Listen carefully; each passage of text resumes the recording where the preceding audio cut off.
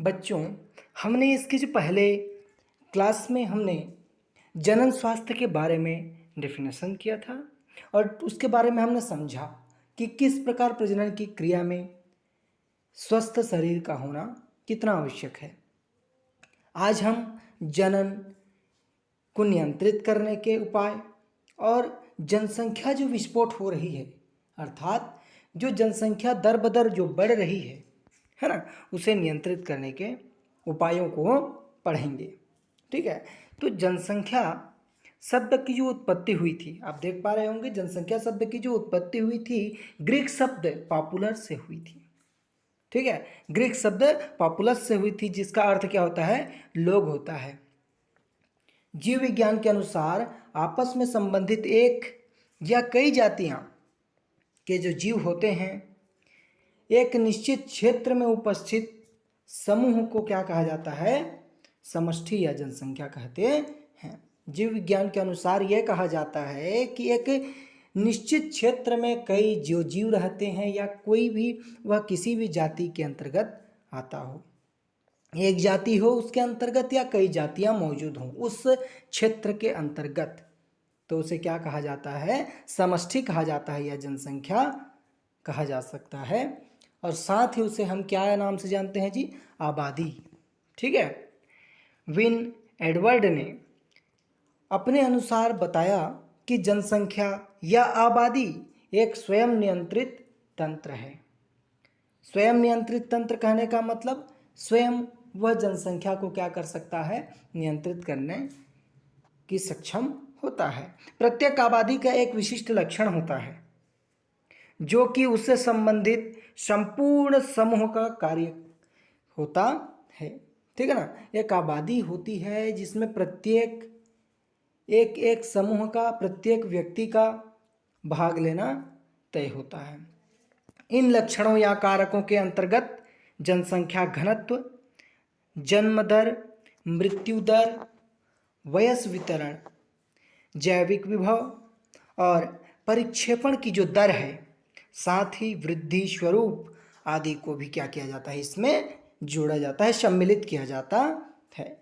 जीव विज्ञान के अनुसार क्या कहा जाता है कि एक अथवा आपस में संबंधित कई जातियों के जीवों के एक निश्चित क्षेत्र में उपस्थित जो समूह होता है उसे समष्टि आबादी कहते हैं। हमने कहा कि जीवों की एक जो जाति होती है, साथ ही कई जातियां, मान लिया जाए एक ही क्षेत्र में कई लोग क्या होंगे? व्यवस्थित हैं, वह अलग अलग जातियों से, अलग अलग संप्रदाय से जुड़े हैं, लेकिन एक सीमित क्षेत्र के अंतर्गत वे आते हैं, तो उसे क्या कहा जाएगा? समष्टि या जनसंख्या कहते हैं। ठीक है, इसके बाद देख लेते हैं कि मुख्य रूप से जो जनसंख्या है ना, जनसंख्या किस प्रकार से है? 2011 के अनुसार देखिए, 2011 के अनुसार किस प्रकार दिया हुआ है कि जनसंख्या जो जनगणना की गई थी जनसंख्या की, उसके अनुसार कुछ आंकड़े प्रस्तुत किए गए, जिसमें कुल जनसंख्या कितनी थी? 1 अरब 21 करोड़, है ना, 1 अरब 21 करोड़ 1,93,422 इस तरीके से थी। पुरुषों, महिलाओं और जनसंख्या घनत्व को देखते हुए, उसकी लिंगानुपात को देखते हुए तथा साक्षरता को दर्शाया गया। ठीक है, जनसांख्यिकी यहाँ आप देख पा रहे होंगे, मानव जनसंख्या के अध्ययन को ही क्या कहा जाता है? जनसांख्यिकी कहा जाता है, जिसे हम इंग्लिश में क्या कहते हैं? डेमोग्राफी कहा जाता है। मानव जनसंख्या को जब अध्ययन किया जाता है, मानवों की जनसंख्या कितनी है, कैसी है, उसके बारे में जब हमको जानकारी प्राप्त होती है, जिसका अध्ययन करते हैं, उसे डेमोग्राफी कहा जाता है। उसके अंतर्गत हम 3 बातों का अध्ययन करते हैं मुख्य रूप से। क्या? जनसंख्या में गिरावट हुई या वृद्धि हुई, उसकी अध्ययन करते हैं। जनसंख्या के वितरण का अध्ययन करते हैं। जनसंख्या के विभिन्न जो आयु वर्गों में पुरुषों तथा स्त्रियों के अनुपात का भी हम क्या करते हैं? अध्ययन करते हैं। अब आइए आपको मैं बता दूं कि जनसंख्या वृद्धि के जो मुख्य कारण क्या होते हैं, है ना। जनसंख्या वृद्धि क्या होती है, उसके मुख्य कारण क्या हैं, पहला कारण हमारे पास है, आप दिख रहे होंगे आपके स्क्रीन पर, कि जन्म दर में क्या होना, वृद्धि होना, है ना। जन्म दर में वृद्धि होना, मृत्यु दर में कमी आना, अर्थात कम लोग मरेंगे, अधिक लोग क्या होंगे, अगर जन्म लेते हैं तो उसमें जनसंख्या क्या होगी। सिंपल सी बात आप समझ सकते हैं कि उसमें जनसंख्या क्या हो रही है, बढ़ रही है। आज के डेट में अगर 4 व्यक्ति जन्म लेते हैं और आज एक व्यक्ति की डेथ होती है, मृत्यु होती है, तो उसमें बच गए 3, है ना। तो उस अनुपात से वह क्या हो गया, आगे बढ़ गया, जिससे जनसंख्या क्या हो गई, वृद्धि हो गई। मृत्यु दर में कमी, है ना, मृत्यु कम होना जनसंख्या की अपेक्षा, प्रजनन दर का उच्च होना। जब प्रजनन की क्रियाएं उच्च होंगी तो जनसंख्या विस्फोट तो होगा ही ना, कि जन्म दर में वृद्धि अवश्य होगी, है ना, अवश्य होगी। कम उम्र में विवाह, कम उम्र में जनन की जो दृष्टि से परिपक्व हो जाना, कम उम्र में क्या होना, विवाह करने से उनकी जो यौन अवस्था है ना, वहाँ वे क्या करते हैं, जनन की जो दृष्टि से वे परिपक्व हो पाते हैं, उस अवस्था में वे प्रजनन की प्रक्रिया से, है ना, प्रजनन की प्रक्रिया से अधिक संतानों को जन्म दे देती हैं, जिससे जनसंख्या वृद्धि हो जाती है। यह भी मुख्य कारण है। निम्न सामाजिक स्तर, समाज में मुख्य रूप से इन जानकारियों को, है ना, जागरूकता के रूप में पहुंचाया नहीं जाता है लोगों तक, इसलिए भी जनसंख्या वृद्धि होती है। और निरक्षरता, है ना, जो पढ़ा लिखा ना हो या शिक्षा प्राप्त नहीं किया है, सामाजिक कुरीतियाँ, समाज में कई कुरीतियाँ हैं, अफवाहें हैं, अंधविश्वास हैं, उन सबको मानते हुए भी जनसंख्या वृद्धि होती है। ये सभी इनके मुख्य कारण हैं। और अब हम देखेंगे कि जनसंख्या वृद्धि के कारण, जो जनसंख्या वृद्धि हुई है उसके कारण मुख्य रूप से जो समस्या उत्पन्न होगी वो कैसी होगी। देखिए क्या बताया है, जनसंख्या की वृद्धि को नियंत्रित करना आज विश्व की सबसे बड़ी मांग है, क्योंकि इसके कारण कई समस्याएं भी पैदा होती हैं। जब जनसंख्या वृद्धि होगी तो खाद्यान्न, जो अन्न है ना, खाद्यान्नों में क्या होंगे, कमी आना शुरू हो जाएगा, ठीक है, कमी आना शुरू होगा, जिसमें हमको क्या करना पड़ेगा, फिर से उनके बीच संघर्ष करना पड़ेगा, ठीक है। उनका समाधान केवल जनसंख्या वृद्धि को कम करना ही है। जनसंख्या वृद्धि के कारण पैदा हुई प्रमुख समस्याएं निम्नलिखित हैं। पहला क्या कहता है, जनसंख्या वृद्धि के कारण जीवन उपयोगी वस्तुओं की कमी हो जाना, है ना। अब एक घर में अगर 5 व्यक्ति हैं, पहले वे अगर 2 थे तो उनके लिए पर्याप्त रूप से खान पान, जीवन जो उपयोगी जो चीज़ें थीं, वस्तुएं थीं, वह पर्याप्त थीं। लेकिन उसी घर में अगर 5 व्यक्ति और आ गए तो उनमें जो पर्याप्त चीज़ थी उसमें भी क्या होने लगेगी, कमी होने लगेगी, है ना। इसलिए कहता है कि जनसंख्या वृद्धि के कारण जीवन उपयोगी जो वस्तुएं हैं उनमें कमी आती है, ठीक है। अब जो कहता है दूसरा नंबर, कि जनसंख्या वृद्धि के कारण प्राकृतिक संसाधनों जैसे खाद्य पदार्थों, पेट्रोलियम, है ना, पदार्थों, वनों इत्यादि की भी कमी होती जाती है, ठीक है। ये वही बात हो गई जो हमने पहले कहा। तीसरा कहता है कि पर्यावरण का प्रदूषित होना, बिल्कुल प्रदूषित होगा, है ना। एक व्यक्ति जहाँ प्रदूषण करता था कम प्रदूषण होता था, ठीक है। अब एक बाइक के साथ साथ एक घर में कितने बाइक्स आ गए अब, है ना। एक पुरुष था तो अब क्या हो गए, 4 पुरुष हो गए उसी घर में, तो 4 बाइक हो गए। इस तरीके से प्रदूषण क्या हो रही है, बढ़ रही है, दर बदर बढ़ रही है ना। पदार्थों का प्रदूषित होना अगला है, इसमें क्या कहता है, बेकारी, दरिद्रता, गरीबी का वृद्धि होना। अब जब जनसंख्या वृद्धि होगी तो बेरोजगारी भी बढ़ जाएगी, कितने व्यक्तियों को नौकरी प्राप्त होगी, दरिद्रता भी आएगी, ठीक है, काम की कमी होगी, अगर बेकारी हो गई, बेरोजगारी हो गई तो दरिद्रता आएगी, और दरिद्रता आ गई तो गरीबी होगी। ये सब क्या होंगे? वृद्धि होंगे। जनसंख्या वृद्धि के कारण मुख्य रूप से जो परिस्थिति होती है वह संतुलन बिगड़ जाता है ना। पारिस्थितिक जो संतुलन बना होता है वह क्या हो जाता है? बिगड़ जाता है। जीवन स्तर में क्या हो जाना? गिरावट आना। अगला पॉइंट कहता है कि जनसंख्या वृद्धि के कारण संसाधनों का ह्रास होना, जिसके कारण नैतिक मूल्यों में भी गिरावट आ जाता है। अगला पॉइंट हमारा कहता है कि जनसंख्या वृद्धि का प्रभाव हमारे रहन सहन पर भी पड़ता है, जिसके कारण सामाजिक स्तर में भी गिरावट आती है ना। जनसंख्या वृद्धि जब होती है तो हम जहाँ रहते हैं वहाँ की जो पारिस्थितिक माहौल होती है वह भी चेंज हो जाती है, वह भी परिवर्तित हो जाती है। ठीक है। और जनसंख्या वृद्धि जब होती है तो परोक्ष रूप से पैदा होती है। इसके कारण जनसंख्या वृद्धि का मुख्य जो कारण है वो समस्या पैदा कर देती है।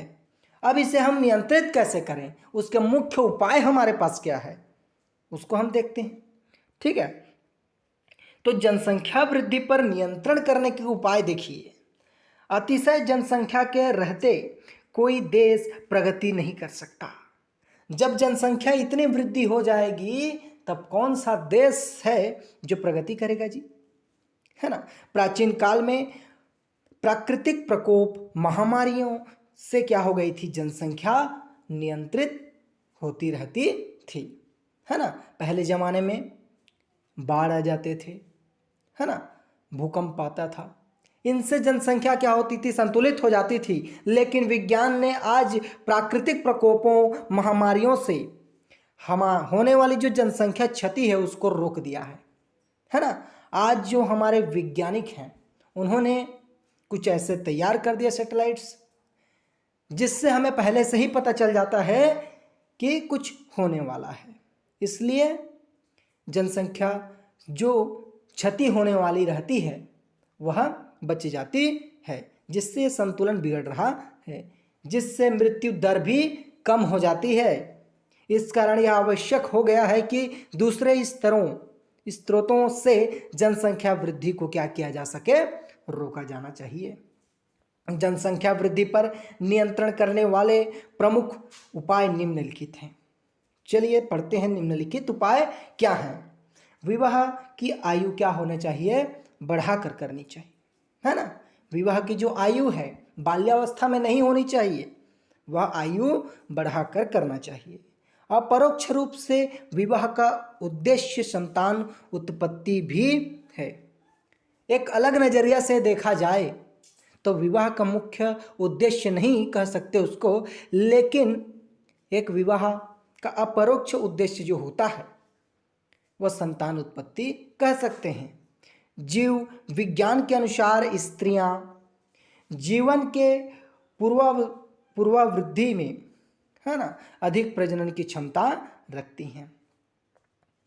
ठीक है। इस कारण यदि विवाह की आयु बढ़ा दी जाए तो जनसंख्या में कमी आ जाएगी। ठीक है। जन्म दर को कम करके ये हम निश्चित करें कि हम क्या करें, एक निश्चित सीमा तक जन्म दर को रखें। हम दो हमारे दो की नीति या हम दो हमारे एक की नीति पे हम चलें, ताकि क्या हो जाए? जनसंख्या वृद्धि जो हो रही है उसमें कमी आए। ठीक है। इसे कम करने की, जनसंख्या वृद्धि को कम किया जा सकता है शिक्षा का प्रसार करके। शिक्षा जनसंख्या वृद्धि के होने वाली जो समस्याएं हैं उन सभी का हमको क्या करना चाहिए? शिक्षा का प्रसार करना चाहिए, लोगों तक पहुंचाना चाहिए, है ना, जागरूक करना चाहिए। अशिक्षित होने के कारण आम जनता में अज्ञानता, प्रचलित रूढ़ियाँ, जो धर्म अंधता है ना, उसको प्रसार करना है। संतान भगवान देता है, ये एक अंधविश्वास है, ये रूढ़ी है ना, ये प्रचलित रूढ़ियाँ हैं कि संतान भगवान देता है, उसे प्रसाद के रूप में ग्रहण करना चाहिए। ये अंधविश्वास है। इन्हीं अंधविश्वासों को क्या करना चाहिए, हमको हटाना है, जिससे हमको शिक्षा को प्रसारित करते हुए लोगों तक पहुंचाना है, जागरूक कराना है। ठीक है ना। पुत्र पैदा होने से मोक्ष की प्राप्ति होती है, ये भी एक धर्म अंधता है। कन्यादान करना एक पुण्य का कार्य है, कन्यादान करना एक पुण्य का कार्य है।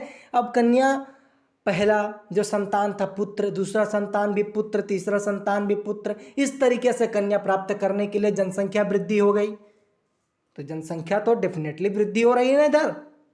ठीक है। अधिक संतानें परिवार की आयु को बढ़ाती हैं। ऐसा भी कहा गया है कि अधिक जब संतान घर में हो जाएंगी तो परिवार की क्या आय को बढ़ा देती है। आय को बढ़ाएगी तो खपत तो उतना हो रहा है ना। ठीक है, खपत भी तो उतना हो रहा है, उससे डबल खपत हो रहा है। आय तो बढ़ रहा है लेकिन खपत ज्यादा हो रही है। संतान की देख रेख भगवान करता है, ये भी एक रूढ़िवादी है।